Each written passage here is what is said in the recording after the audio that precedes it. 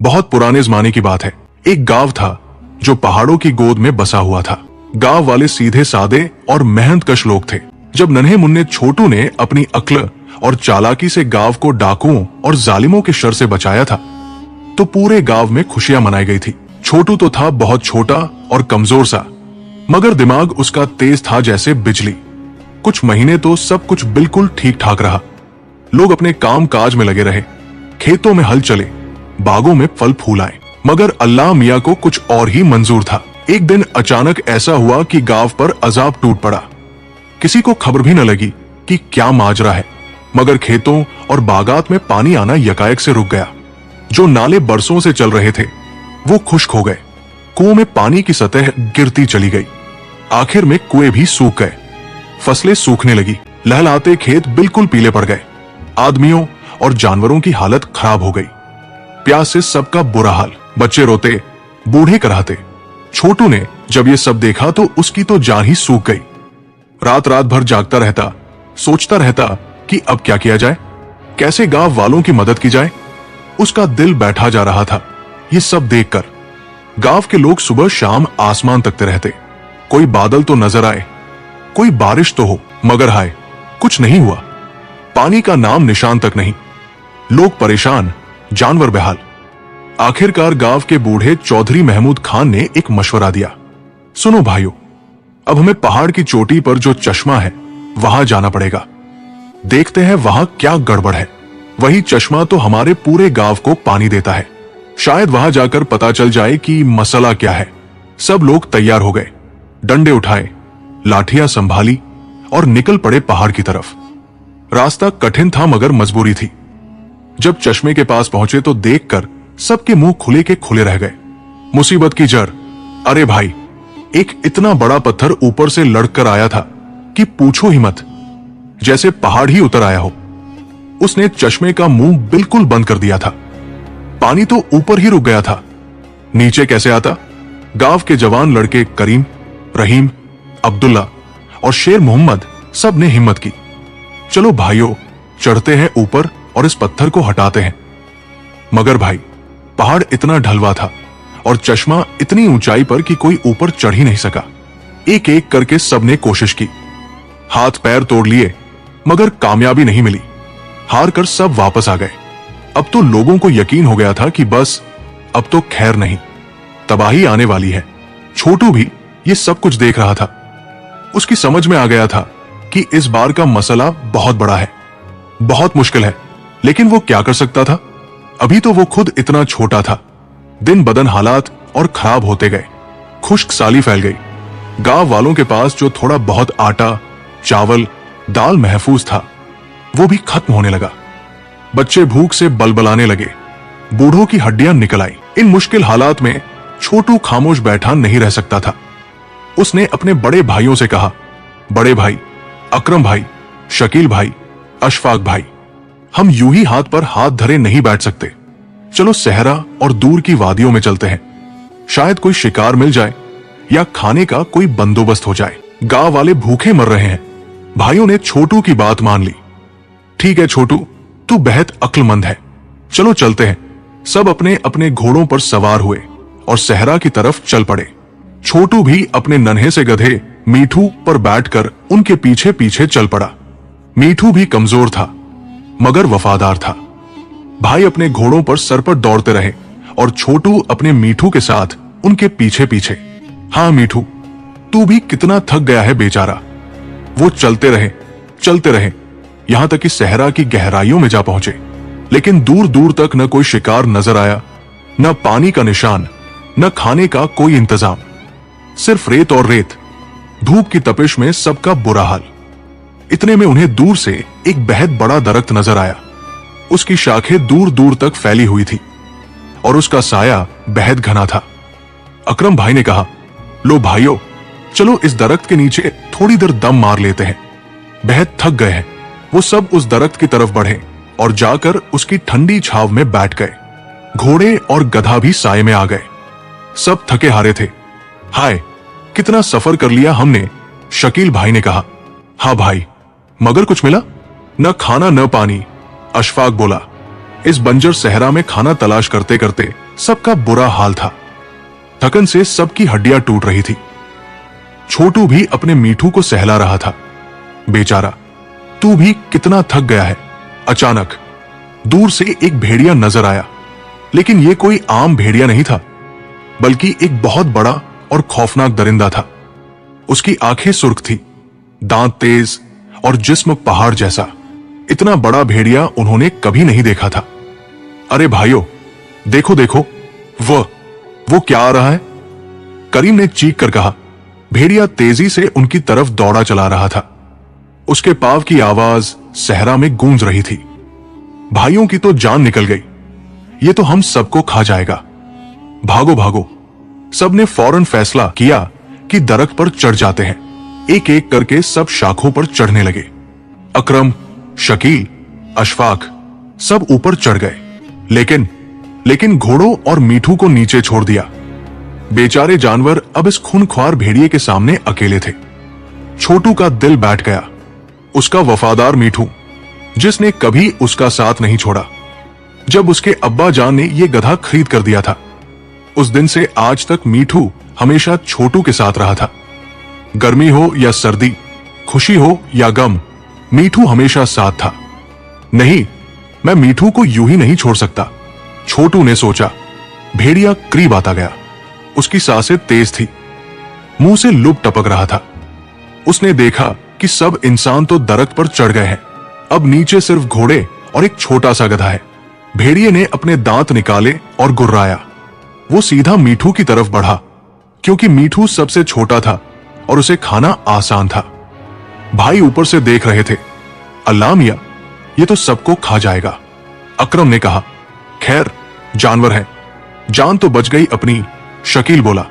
लेकिन छोटू ऊपर दरख्त पर बैठा अपने दिल की धड़कन सुन रहा था। उसका मीठू, उसका सच्चा दोस्त। वो देख रहा था कि भेड़िया मीठू के करीब होता जा रहा है। नहीं, मैं अपने दोस्त को यूं ही नहीं मरने दूंगा, छोटू ने फैसला कर लिया। अचानक छोटू ने अपना छोटा सा खजर निकाला। यह खजर उसके अब्बा जान ने उसे दिया था। छोटा था मगर तेज था। छोटू, नहीं, पागल हो गया है क्या? अकरम भाई ने चीख कर कहा, लेकिन छोटू ने किसी की नहीं सुनी और फिर छलांग लगा दी, सीधा दरख्त से भेड़िए की पीठ पर। छोटू चीखता हुआ भेड़िए की पीठ पर जा गिरा। भेड़िया चौंका। यह क्या हुआ? छोटू ने भेड़िए के बालों को मजबूती से पकड़ लिया और अपने खजर से वार करने लगा। ले ले, मेरे मीठू को छोड़ दे। लेकिन खजर छोटा था और भेड़िया बहुत बड़ा। वार कमजोर थे और भेड़िए की मोटी खाल पर ज्यादा असर नहीं हो रहा था। भेड़िया गुस्से में आ गया। वो उछलने कूदने लगा ताकि छोटू को अपनी पीठ से गिरा दे, लेकिन छोटू ने बालों को ऐसा पकड़ा था कि छूट ही नहीं रहा था। गिर जा कहीं का, भेड़िया सोच रहा था। आखिरकार भेड़िया ने बहुत जोर से छलांग लगाई, बहुत ऊंची, और फट, छोटू की गिरफ्त छूट गई। वो जमीन पर जा गिरा। ओ, छोटू को बहुत चोट लगी। अब भेड़िए ने मीठू की तरफ देखना छोड़ दिया। अब उसका निशाना छोटू था, जमीन पर पड़ा हुआ, बेबस। आसान शिकार। भेड़िया आहिस्ता आहिस्ता छोटू की तरफ बढ़ने लगा। एक कदम, दो कदम। उसने अपने दांत निकाले, सुर्ख आंखें, खौफनाक चेहरा। बड़े भाई, बचाओ, मुझे बचाओ, छोटू ने ऊपर देखकर पुकारा। लेकिन भाई ऊपर से सिर्फ देख रहे थे। इसने अपनी मौत खुद बुलाई है, शकील ने कहा। हां, यही होता है बहादुरी दिखाने का नतीजा, अशफाक बोला। वफादार मीठू। लेकिन तब मीठू ने वो किया जो सच्चे दोस्त करते हैं। मीठू खामोशी से भेड़िए के पीछे गया और फिर उसने भेड़िए की दुम अपने दांतों में पकड़ ली और जोर से काटा।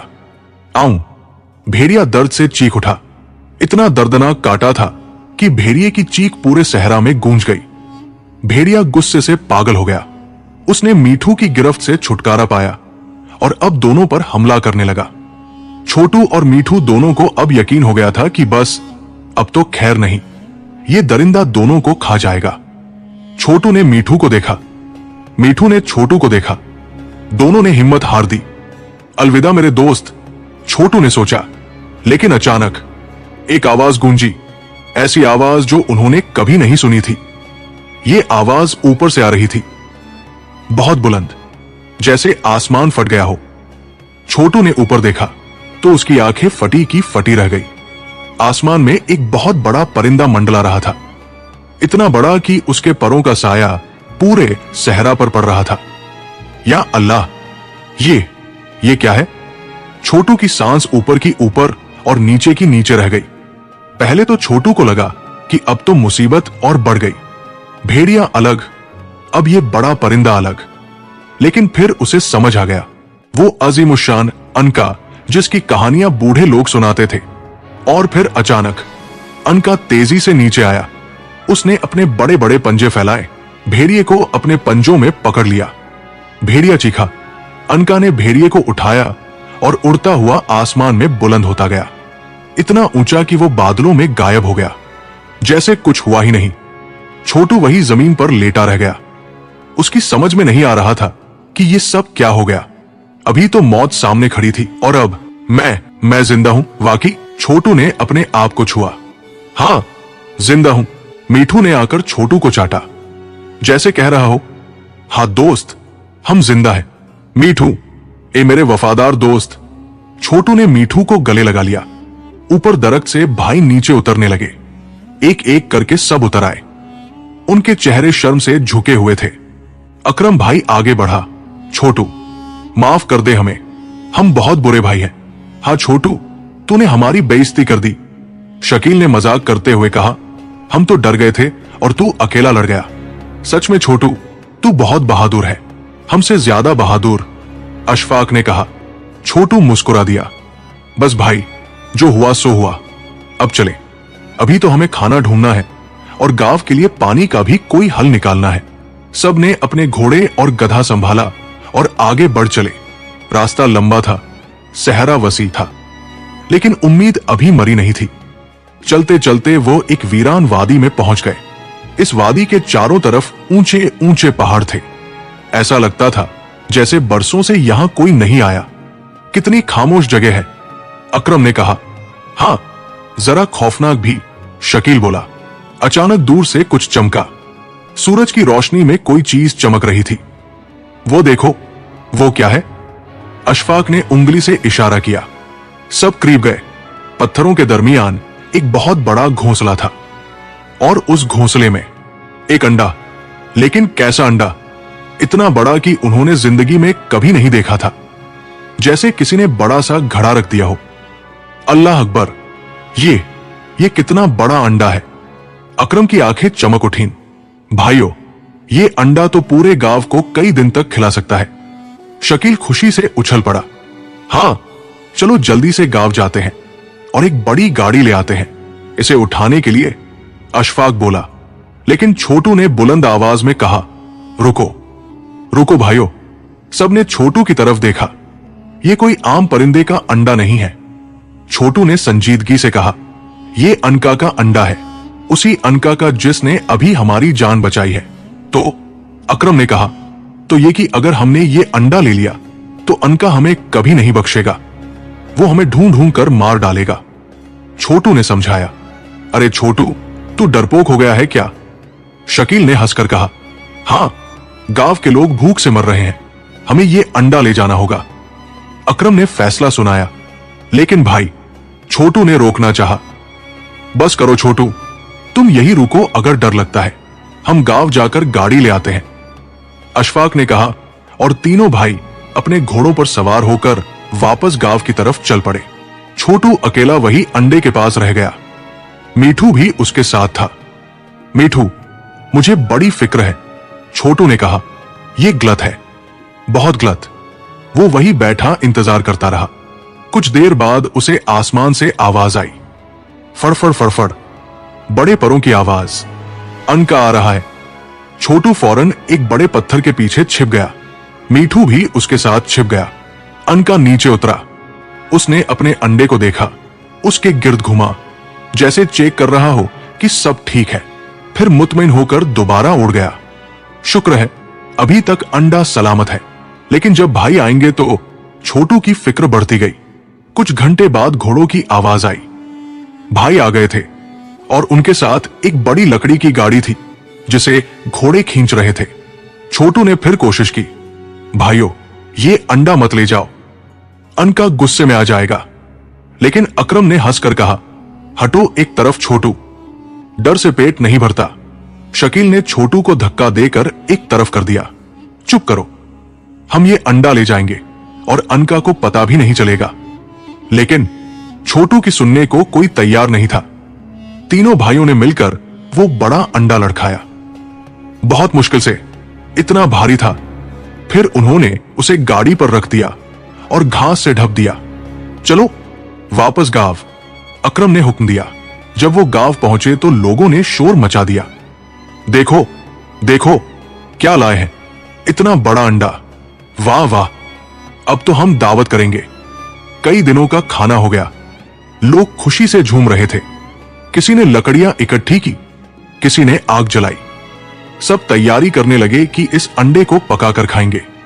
लेकिन छोटू दूर खड़ा था। उसकी निगाहें आसमान पर थी, फिक्रमंद, परेशान। ये ठीक नहीं है, बिल्कुल ठीक नहीं, वो बड़बड़ाया। और फिर अचानक आसमान में एक साया नुमाया हुआ, बड़ा, बहुत बड़ा साया। अल्लाह अकबर, अनका, किसी ने चीख कर कहा। अनका आसमान से तेजी से नीचे आ रहा था। उसकी आंखों में आग थी, गुस्से की आग। उसके अंडे को किसी ने चुरा लिया था। लोग भागने लगे, इधर उधर, कोई घर में, कोई दरख्त के पीछे। चीखे, शोर, भागो, बचाओ, अनका आ गया। अनका नीचे उतरने की कोशिश कर रहा था। तभी गांव के तीरंदाज बहादुर अली ने अपनी कमान उठाई। वो गांव का सबसे बेहतरीन तीरंदाज था। उसने तीर को कमान में रखा, निशाना बांधा और तीर हवा में कटता हुआ गया। अनका की टांग में लग गया। काओ, अनका ने दर्द से चीख मारी, ऐसी चीख कि पूरे गांव में गूंज गई। पहाड़ों से टकरा कर वापस आई। बच्चे रोने लगे, जानवर भागने लगे। अनका को पीछे हटना पड़ा। दर्द बहुत था। वो उड़ता हुआ वापस चला गया। लेकिन जाते जाते उसकी आंखों में इंतकाम की आग थी। उसकी चीखें कह रही थी, मैं वापस आऊंगा, मैं बदला लूंगा। गांव वाले खुश हो गए। वाह, भगा दिया उसे, अब आएगा? नहीं आएगा। चलो अंडा पकाते हैं। लेकिन छोटू आगे बढ़ा। उसका चेहरा संजीदा था। सुनिए गांव वालों, सुनिए मेरे भाइयों, छोटू ने बुलंद आवाज में कहा।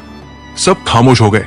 मैंने पहले भी कहा था और अब फिर कह रहा हूं, अनका हमें नहीं छोड़ेगा। वो वापस आएगा और इस बार वो पूरे गांव को तबाह कर देगा। छोटू ने समझाया।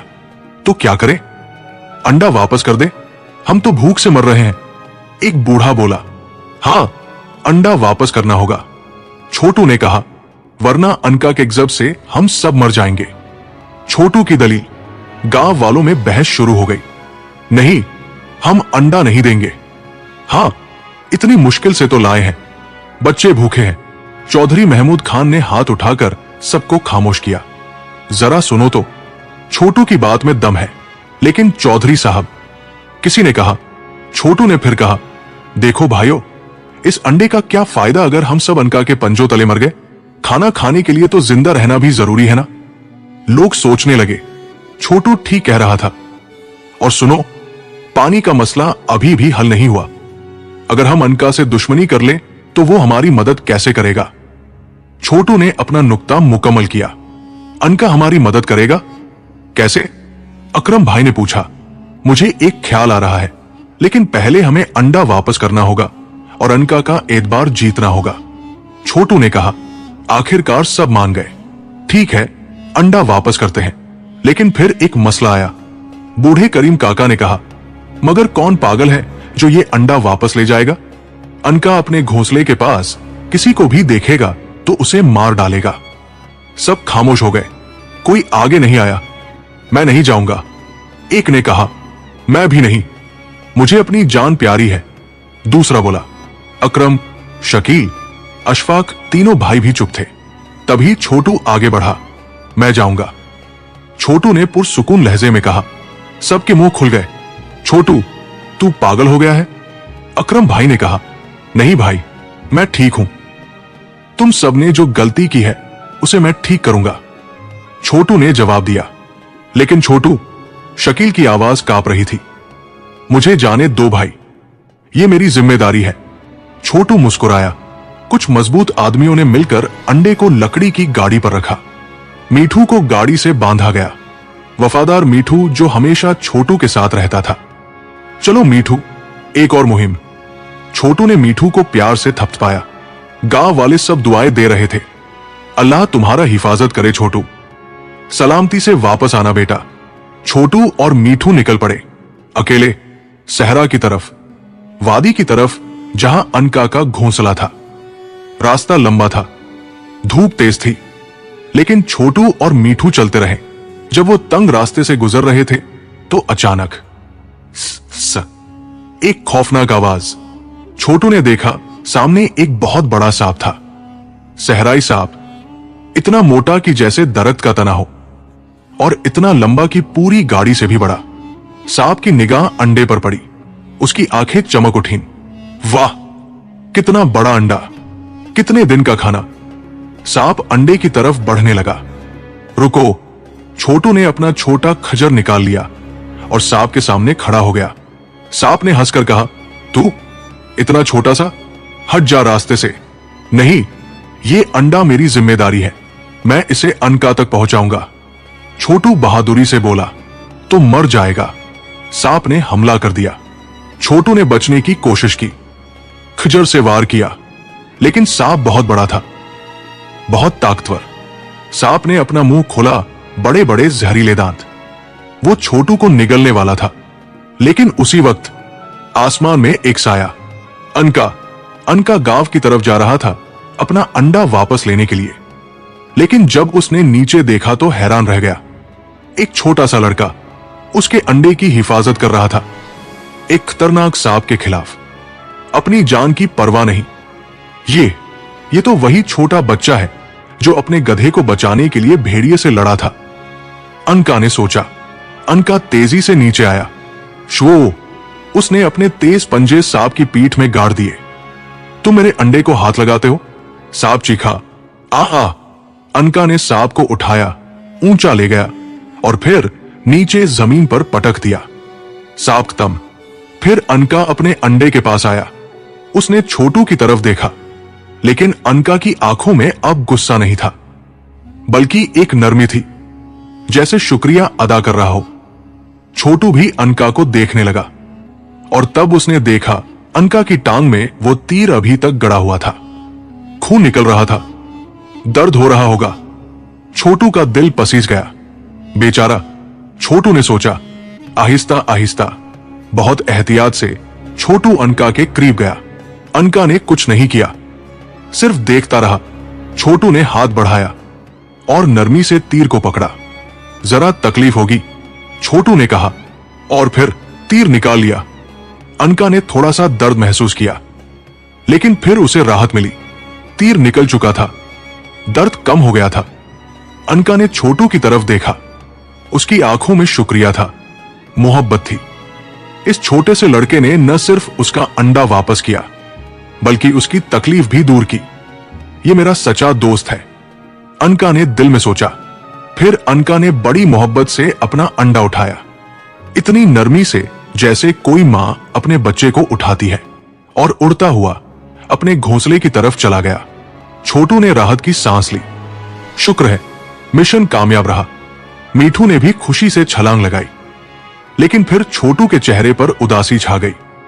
वो पत्थर पर बैठ गया और सोचने लगा।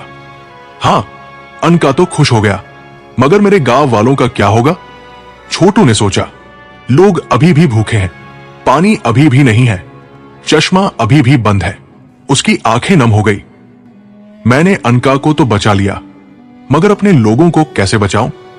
ऊपर आसमान में अनका अपने घोंसले की तरफ जा रहा था। उसने अपने अंडे को महफूज रखा और फिर उड़ता हुआ नीचे आया। उसे भूख लगी थी और वो सांप को खाने के लिए वापस आ रहा था। लेकिन जब अनका ने नीचे देखा तो उसने छोटू को उदास बैठे देखा। अनका समझदार था। उसके दिल में अपने छोटे दोस्त के लिए मोहब्बत थी। मेरा दोस्त परेशान है, शायद उसे मेरी मदद की जरूरत है। अनका नीचे उतरा, छोटू के सामने आकर खड़ा हो गया। अबकरी ख्याल। छोटू ने सर उठाया। अनका, तुम वापस आ गए? अनका ने अपनी गर्दन झुकाई और अपने पर फैला दिए, जैसे कह रहा हो, आओ मेरी पीठ पर बैठ जाओ, मैं तुम्हारी मदद करना चाहता हूं। छोटू की आंखें चमक उठीं। क्या वाकई? और फिर उसके दिमाग में एक शानदार ख्याल आया। हां, यही तो हल है। छोटू ने जल्दी से अपने थैले से एक मजबूत रस्सी निकाली। ये वही रस्सी थी जो वो हमेशा साथ रखता था। अनका भाई, जरा सब्र करो, मैं तुम्हें तकलीफ नहीं दूंगा, छोटू ने नरमी से कहा। उसने बड़ी एहतियात से रस्सी को अनका की गर्दन के गिर्द बांधा, ढीला ढीला, ताकि तकलीफ न हो। यह रस्सी रास्ता दिखाने के लिए थी। फिर छोटू अनका की पीठ पर चढ़ गया। चलो मीठू, तुम यही मेरा इंतजार करो, मैं जल्द वापस आता हूं। और फिर अनका ने पर फड़फड़ाए और उड़ गया। वाह, कितना ऊंचा! छोटू ने नीचे देखा, जमीन बहुत दूर थी। छोटू ने रस्सी से इशारा किया गांव की तरफ। अनका समझ गया। उसने अपने पर मोड़े और गांव की सिमत मुड़ गया। जब लोगों ने आसमान में अनका को देखा तो सब डर गए। भागो! अनका फिर आ गया। छिपो कहीं।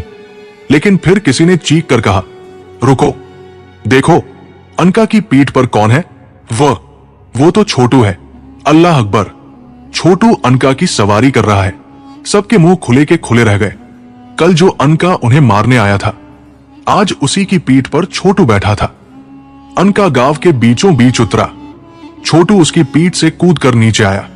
गांव वालों, डरो मत, छोटू ने बुलंद आवाज में कहा। अनका अब हमारा दुश्मन नहीं, हमारा दोस्त है। लोग हैरत से देख रहे थे।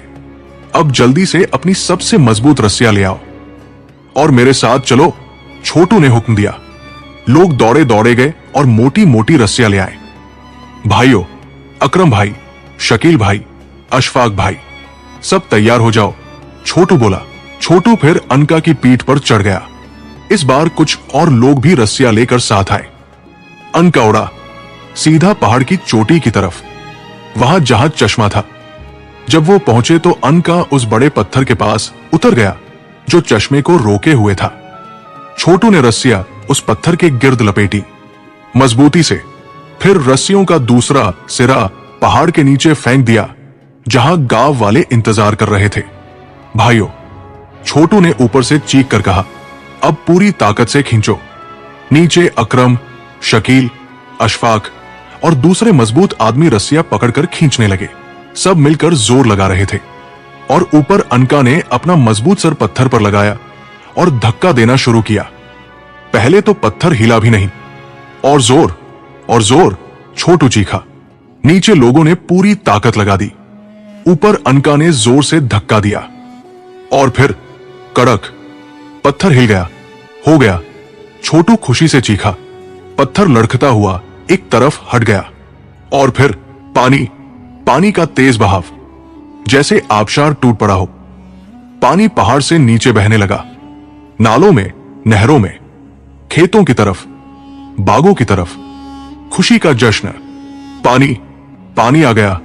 नीचे लोग चीखने लगे, अल्लाह का शुक्र, पानी वापस आ गया। बच्चे खुशी से नाचने लगे, औरतें दुआएं देने लगी, मर्द एक दूसरे को गले लगाने लगे। सूखी जमीन पानी पी रही थी, प्यासे पौधे जिंदा हो रहे थे, जानवर पानी पी रहे थे। जब वो गांव में पहुंचा तो सब ने उसे कंधों पर उठा लिया। छोटू जिंदाबाद, हमारे हीरो जिंदाबाद। छोटू ने गांव बचा लिया। चौधरी महमूद खान आगे आए। छोटू बेटा, तुमने आज साबित कर दिया कि ताकत जिस्म में नहीं, दिमाग में होती है। तुम्हारी होशियारी, बहादुरी और मेहरबानी ने हमारा गांव बचाया। अकरम भाई ने शर्मिंदगी से कहा, छोटू माफ करना, हमने तेरी बात नहीं मानी थी। कोई बात नहीं भाई, छोटू मुस्कुराया। सबक। उस दिन छोटू ने सबको एक बड़ा सबक सिखाया। अक्ल ताकत से बड़ी है। जानवरों के साथ मेहरबानी से पेश आओ तो वो तुम्हारे दोस्त बन जाते हैं। बहादुरी यह है कि सही काम के लिए खतरा उठाओ। दोस्ती और वफादारी सबसे बड़ी दौलत है।